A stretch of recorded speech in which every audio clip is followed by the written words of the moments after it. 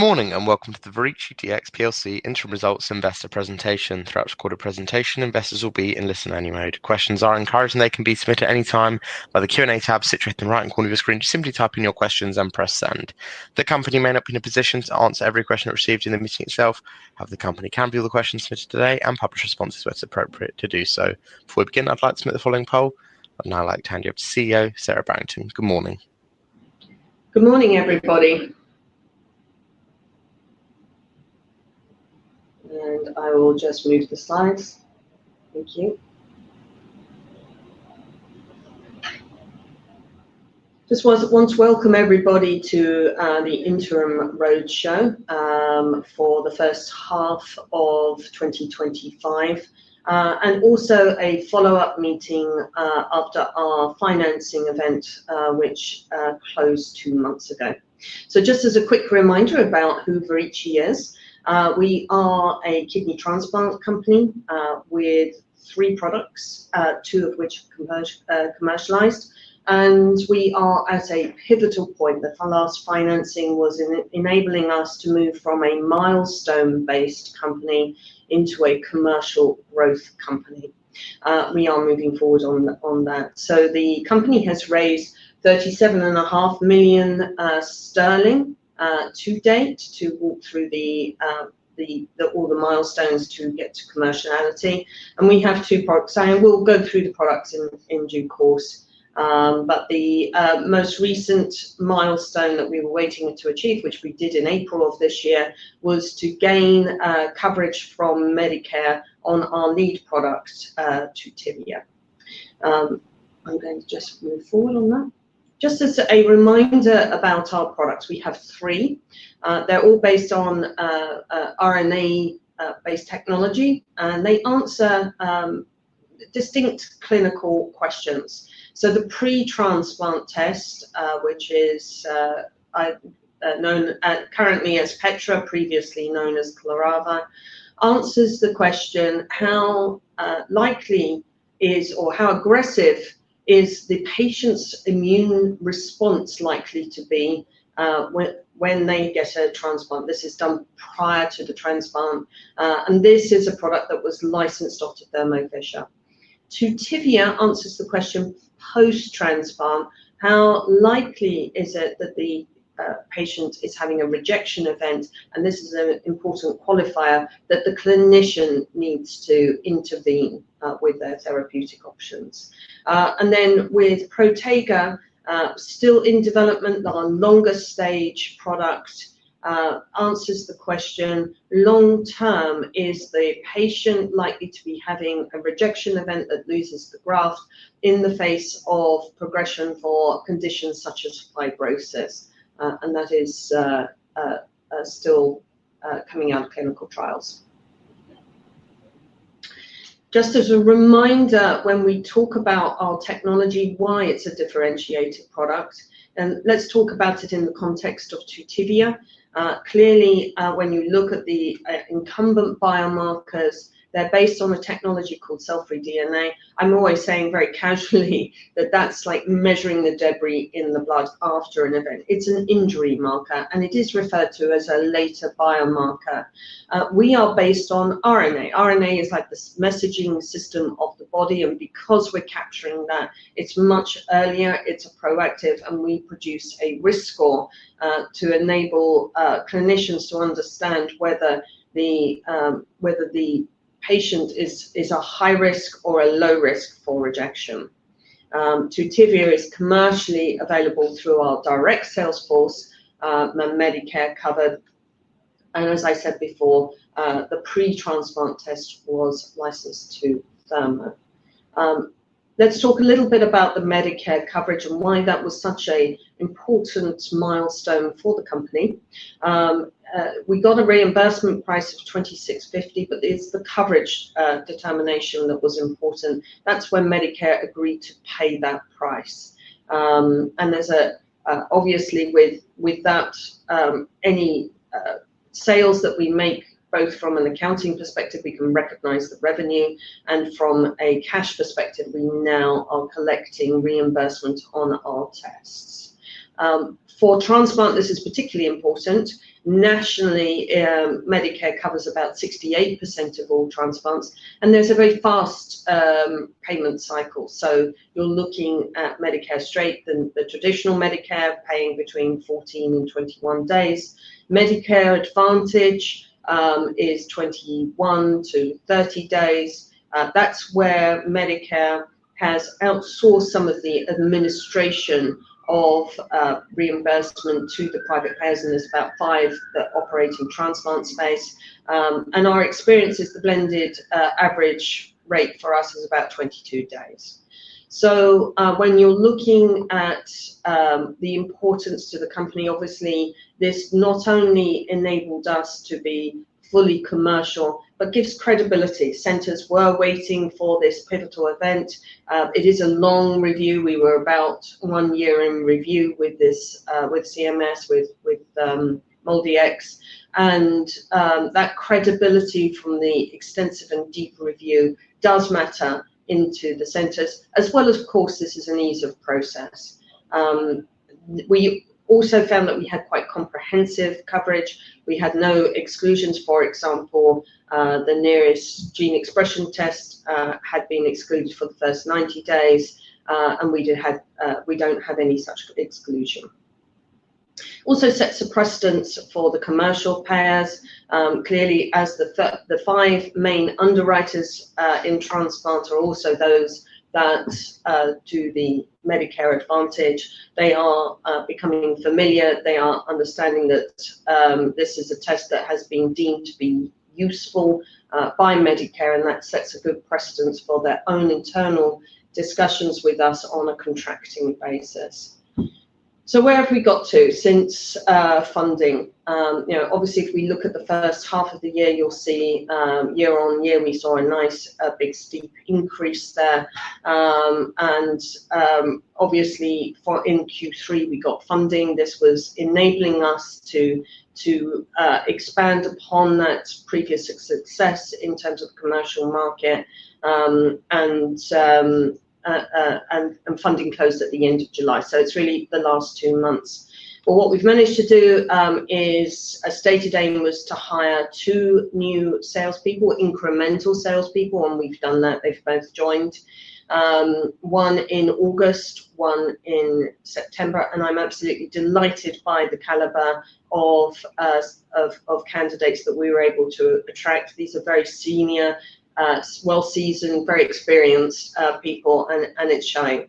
We had given them 6 months to start making a difference to the business. I think we'd stated that at financing, and I'm glad to say that they've already made a difference to the fund, to the company. So out of the first area to focus in on, I think funding, we had talked about 20 and 1 more coming on board. So in the last quarter, we've added 9 new centers, 3 of which came from the first new sales hire. So as I said, hit the ground running from that. We also looked to increase, as you recall, going through the cycle of how centers come on board. They first find a clinician that's very interested in trying it. We bring them on board. We deliver the kits. They then try it. We're looking for the first champion to try us out. It'll be at a low level. Then you're looking for that recurring ordering from that clinician, then spreading to the other clinicians into that hospital group or transplant center, and then each one of those going through the cycle of recurring, and then ultimately, if appropriate, to be included into what might be standard of care measures, either very high regular ordering or a protocol. And we've outlined the number of centers, how they've gone through that pyramid of or progression during that value chain. In the quarter, we did see a 19% increase in the number of additional clinicians. That's being able to say we've now moving people through from single clinician to multiple clinician, or in a situation where there's multiple, an expansion into that center. So I was very pleased to see that. That's a good growth metric. And we also looked at our underlying volume, and saw that the new and upcoming sites had actually doubled the number of orders in that period, Q2 to Q3. So very encouraging sign. The volume overall was consistent with Q2, and so we're really looking for indications that we're poised for that growth in Q4. And I'm delighted to say that we are very confident on that. We also hired a third salesperson who started this week. So we're looking to make that progression, that replaced an incumbent person. So we now have a total of 4 salespeople, and to support that in those territories, we need a clinical result. A salesperson goes in, the clinician says, I'm interested, but I want to talk to your clinical person about how I might use this test. That is a clinical support, and that person starts next week, which will add to our existing team and supporting the salespeople out in the field. So all in all, a very encouraging sign in the last 2 months that we will be able to get the growth that we're looking for in Q4. And as we move forward, we have maintained, although we were late to the party in funding, we're maintaining at the moment our overall revenue targets for the year, with it being inspired by the success, the hitting the ground running from our 2 new incremental sales folks. So very exciting news. Just as a reminder on the overall strategy for Verici, why this is quite an exciting opportunity. One always talks about an unmet need, and we do that, but often there's an unmet need where you have to also stimulate the market. We operate in as part of this market in the transplant space where the demand is already there, and we recognise that demand is not being met, and it's and Tutivia is well poised to offer a product that can be served in that market. Let me give a little bit more description on that. We estimated when we looked at all the protocols from the centres that we were able to, that on average there's a weighted average of about 12 tests done per patient. And this runs from a low level when it's a low risk patient and there's less looking at surveillance capacity, to a high number of tests when there's a problem, when there's risk to the patient, a high risk patient that has a condition that the clinician feels that it's very important to monitor.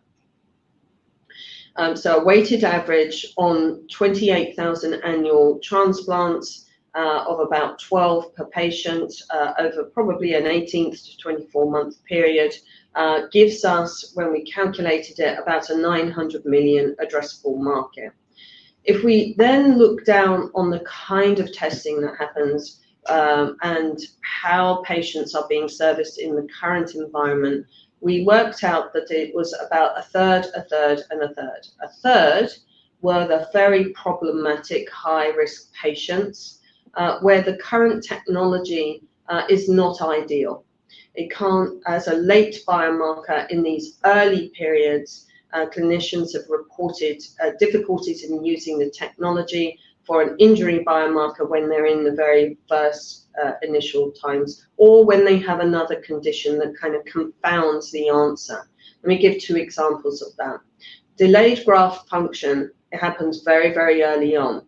And what it is if I can be very colloquial in this description, so I hope no clinicians are listening, but effectively as we transport organs, we put them on a glorified medical grade cool box. It slows down the degradation, that's not going to come out today, of the organ, but it means that they're kind of cold when they be put in the body, and it takes a while to, if you like, gear up or warm up. And it's either slow graft function or delayed graft function. They haven't kicked into action yet. And that means that the clinician doesn't know whether the graft is not going to be accepted by the patient or whether it's just delayed.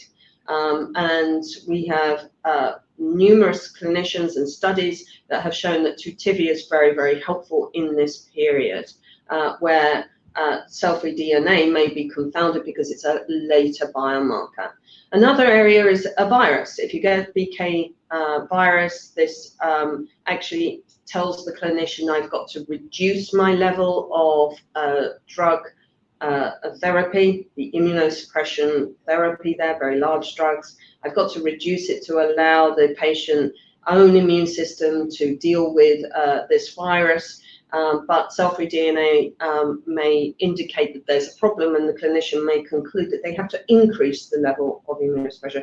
We can distinguish, we don't get confounded by that. And again, these are all areas where we have a kind of niche offering, something where the progression in technology is able to offer clinicians something new. Now, we had calculated that 26% of all patients have DGF. This is a very high testing protocol area as well. At the conference that we've just been at, we did an informal panel. Most centres are seeing this rising to between 40 and 60%, and I will come on to why that is in a minute. BK, you can see the percentages there. There are other areas, multiple organ transplants, need to be able to distinguish between the two organs, which one is progressing. Cell-free DNA is a very generalized marker. We are more particular, more precise. Also prior transplants. This is a very logical place for us to operate in. When you have a second or a third transplant, they don't remove the the injured organ out of the body. They leave it in place, and that is obviously shedding off these late injury markers and will confound a test on the new organ. We don't have that issue, and so we perform very well. So you can see all of that when we tot it up. Obviously, some patients have both. But we think about a third of the testing market is on these high-risk, problematic patients, and where we perform very well. And you know, obviously, the more generalised later biomarkers do struggle. So that's our entry point. And for anybody that's interested in listening to clinicians discuss their cases in this area, we have a series on the website called Coffee and Cases. It's peer-to-peer webinars, but we do record them for anybody's interest. We have clinicians who go on and pick an area like DGF or BK and discuss how they've used Tutivia successfully in their practice and discuss case studies. And obviously this is great news for us in terms of KOLs, key opinion leaders talking to their peers. So an entry point. There's about a third of the market also that has been late or skeptical biomarkers. Where is it useful? Can they use their own clinical judgment, or old markers? And we do see a trend in the market to those centres now starting to look at biomarkers. And one of the reasons is this, that there was a CMS, so a government initiative to increase the number of transplants. Transplants traditionally has been seen as a better, cost-efficient, better for the patient in terms of outcomes, but better for the healthcare system in terms of the overall bill, as transplant is deemed to be a more efficient use of funds over and above endless years on dialysis. And so CMS was looking to increase the number of organs being transplanted. So at 28,000, they would like to double that. To be able to do that, clinicians are being encouraged to take on more risky organs, but not to allow the rejection rate or other quality measures to increase. So there's this balance. And of course, the answer is to do more testing to make sure that they understand they're ahead of the issues.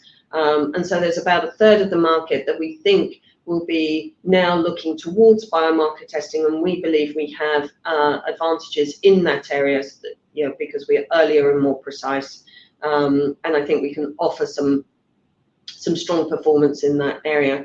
And of course, lastly, there's the third that already are very familiar with biomarker testing and then, you know, are using cell-free DNA quite extensively. And then over time, we see clinicians being interested in using our test in that area. So for us, we do have quite a targeted approach to the low-hanging fruit, which gives us an entry point to increase the trust and the usage. that ultimately will allow us to kind of expand into the other 2/3 of the market. Obviously, fundraising was important for us to grow. 2 salespeople to 4 salespeople. We do believe that we ultimately, to get national coverage, we would need 12 to 15 people, but this is a good start, and obviously building out that commercial team, being able to show that growth back to investors is important to us. What about our other product? Obviously, we did do a license agreement with Thermo Fisher. I can tell you that we remain very close with them. We do look at commercializing together. They have started this year in their pre-marketing activities, looking for centers to expand their trials, to do local use cases, and we work very closely with them. We continue to do that.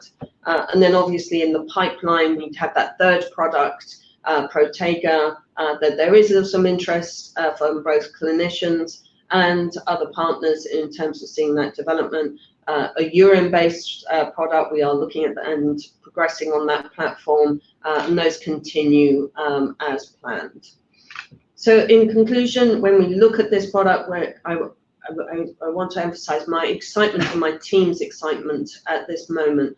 You can feel when a company starts that growth trajectory. We are there, and we're excited that we're able to do fundraising to be able to start addressing that and return results. On to David and the financial report. Thank you, Sarah. Good morning, everybody. So just on the financial highlights, a few things just to pick off on this slide. Firstly, clearly the main highlight being the Tutivia revenues, which we were able to recognise in the period, just over 1.1 million. We also recognise in the period the final milestone payment from the Thermo Fisher transaction of 750. The other highlight being post the period being obviously our raise in July. It was concluded at the end of July, raising just over $6.3 million sterling gross. That with our cash at the end of September, $5.3 million. That all with our expectations gives us a cash runway through to at least second half of 2026. Oh, sorry. I just wanted to share some insight in terms of how revenue is calculated. It picks up one of the questions that has come in while Sarah was talking. There are 6 variables that go into the calculation of revenue, of which the only one we have certainty over is the Medicare price. The one that is the most variable is related to the commercial payers. At the time of doing the projections and at the time at the end of June, we still didn't have any clear knowledge in terms of where that was going to land, which then drives the average reimbursement price below the Medicare price because of the assumptions regarding commercial payers. I can say as we're getting more data on this, that the trend is upwards, but we won't know until really the end of December, once we have enough data to be able to say where all these variables are landing and therefore where our average reimbursement price will settle. Just moving on to the primary statements. So on the cash flow, we had cash outflow from operations of just over 3.5 million. Whilst we did recognise revenues on Tutivia just over 1.1 million, there was about 800,000 of that had not been received in cash, so that obviously impacted that number. In terms of investing activities, we still continue to spend a little bit of cash on our patents and updating them. And then the financing activities is the cost related to rent and our capital lease payments. In terms of the income statement, we've talked about the revenues. The cost of sales all relates to the Tutivia revenues. So that's giving a gross margin currently at that price of about 70%. In terms of our expenditure, our largest expenditure continues to be payroll. And we were a team of 15 at the end of June. We're currently a team of 18, and with the other individual that Sarah referred to earlier, we'll be up to 19. In terms of our R&D spend on the clinical trial and the like, that cost continues to come down. So just over 650,000 for this period. The comparable period to June 24 was just over 1 million. And then in the other big area of spend is on sales support, everything to do with conferences, KOLs, publications, etc., leading to an EBITDA loss for the period of 2.8 million. In terms of the balance sheet, so that trade and receivables, the largest balance there being the amount due on tests invoice. Our non-current assets, the biggest aspect of that is the patent portfolio. And then in terms of the trade payables, those of you who are familiar with the story will recall that we've carried for some time $750,000 in accruals, being site accruals. This is costs incurred by the clinical sites which had yet to be invoiced. 350,000 of that was invoiced just before June, so that moved a large chunk from the accruals into the payables line. And then our lease liabilities continue to be the lease liabilities on a capital lease and the rental of the laboratory in Tennessee as required by accounting standards. Back to you, Sarah. Thank you. So, as you can imagine, we said earlier about the exciting opportunity. We do have an opportunity, we have a runway to address that, and we're looking very much about Q4 and Q1 performance to demonstrate that growth going forward. So I think it's probably a good time to move to Q&A. That's great. Well, Sarah, David, thank you very much for your presentation. Ladies and gentlemen, please do continue to submit your questions, and you can do so just by using the Q&A tab that is situated on the top right-hand corner of your screen. But just while the company take a few moments to review the questions that have been submitted today, I'd like to remind you that the recording of this presentation, along with a copy of the slides and the published Q&A, can be accessed via your investor dashboards. As you can see, we have received questions throughout today's presentation. And Sarah, at this point, I'll hand back over to you to run through the Q&A, and I'll pick up from you at the end. Thank you very much. And I'd like to thank everybody for the questions. There's nothing worse than having no questions. So, the first one is, how likely is European or even global coverage for Tutivia given the 100,000 worldwide kidney transplants? The answer to that, let me just give a little bit of background about what would have to happen to be able to address a worldwide market. We have started in the US, and we are under clear regulations that enable us to have one central lab. Don't know what the lamp is. And each hospital or transplant center sends those tests into our central processing. So it is a service. We actually give the test result. Long term, should we wish to move from a send out into a kit format, we would need to go through FDA approval. And we have deemed that not to be worthwhile at the current time. When you look at going abroad, obviously the markets become more fragmented. So to duplicate that model of having a send out, you would want to put a hub either in a specialty lab or in Europe you've got a very fragmented market, and it's fragmented not only in terms of national borders. The regulatory in Europe is a little bit more universal, but when you come to market access, which is about how you get reimbursed by each country, then you would need to go country by country. So a couple of things that I think, if we were going to do that, first of all, I would look to work with a distribution partner. And secondly, I may well think that it may be a time to move our test from a service into a kit. For that, I would need some investment and some time, and then we could put it through the process. Would I like to do that? Absolutely. Is the time now? No, I think we should focus on the US market. So hopefully that answers that question. Next question was on about the average price. I think this may have come in before David's explanation on how we come up with an effective price. But just to do a little bit of a refresh, nationally, 68% of transplants are covered by Medicare, and the rest obviously with private payers.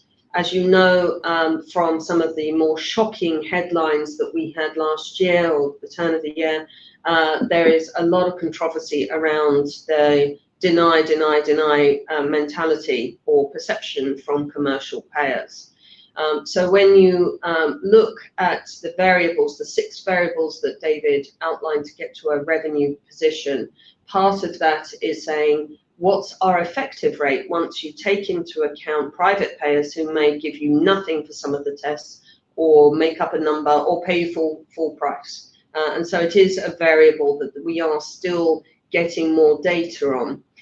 But obviously, in terms of revenue recognition, we do wait until we have collected on those tests to be able to record revenue. So there's a little bit of lag in the revenue recognition, in the effective price, and being able to do it's not just a simple math, 1 equals 1 there. How do you position your tests against tests such as AlloSure? AlloSure is a cell-free DNA, just to refresh everybody's mind on that. AlloSure is from CareDx, by the way. Natera also have their own product, Prospera. Those are cell-free DNAs. Those are the tests that have a place in the market, even alongside Tutivia, in my view. They are later biomarkers, they are injury biomarkers. And if you think about it, if you're looking at a low-risk patient where you don't think anything's going on, but you're looking for a biomarker test just to confirm that, I think they have a very strong place to play, because if there's nothing being picked up, then nothing is going on. The problem is that at least half the patients, and maybe more, the clinician thinks that something is going on. And for us to be able to be a more precise and earlier biomarker, something on a different technology that isn't confounded by such generalized infections, other organs, other injury, other viruses, cancer, so on and so forth, we think that we offer something refreshingly new and advantageous to the market. And in the clinicians' minds, where they think that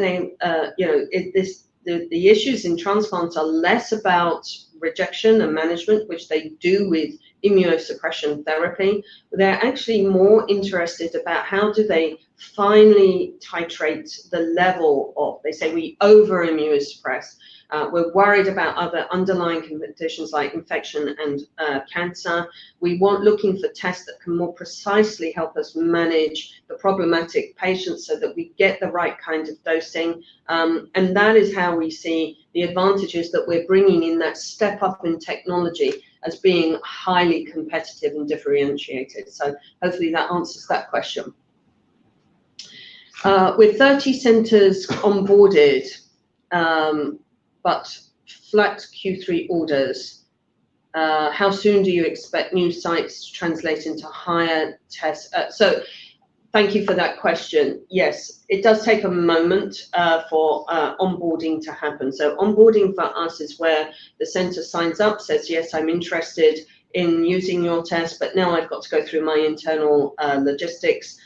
We deem someone onboarded once they're in a program that we call LifePoint. It's our customer portal, and for for receiving orders and issuing test results. There are multiple ways we can do that, but we do have our own portal. So we like to register each centre, each clinician into that portal, and they have received collection kits. So they are ready to go. Phlebotomy has those collection kits, so when they place an order, they can send their patient down for a blood draw, and then it can be sent into our labs. Then there is the process of ordering, and sometimes it's getting into their own systems. Sometimes Sendout needs to approve it as a test. That's usually a pathology department driven decision. That may be a monthly meeting.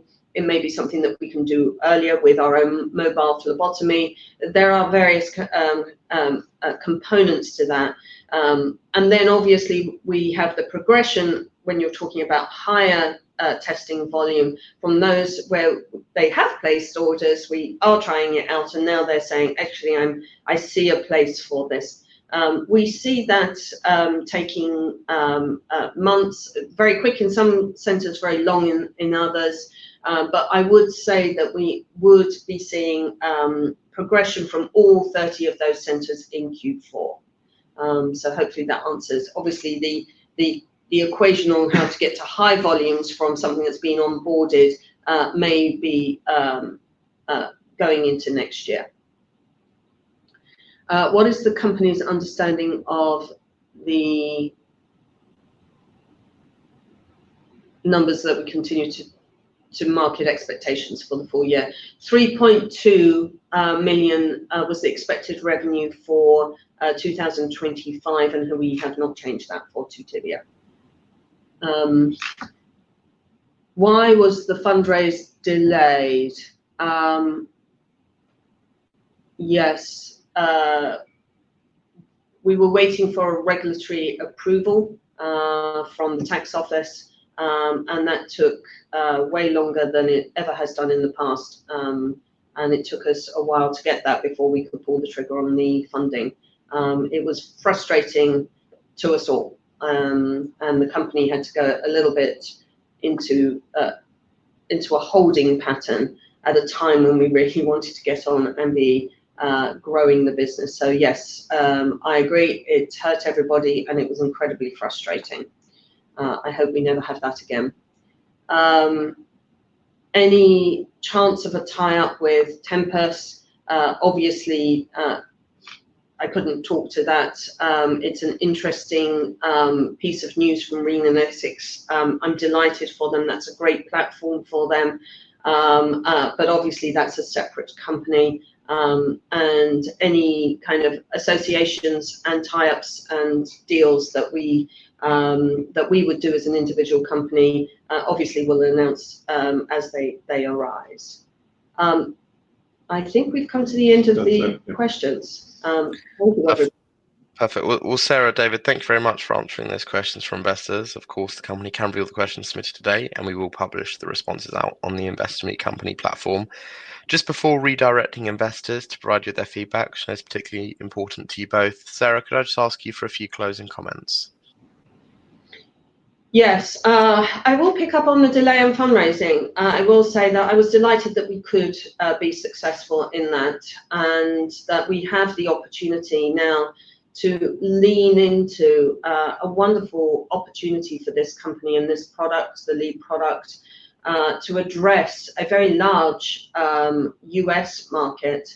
And I'm looking forward to delivering some real growth numbers going forward and into next year. So very exciting time, a pivotal time for the company. And I'd like to reflect the excitement of the entire Verici team in saying we're delighted for the support that we got from shareholders, and we look forward to growing this company over the forthcoming months.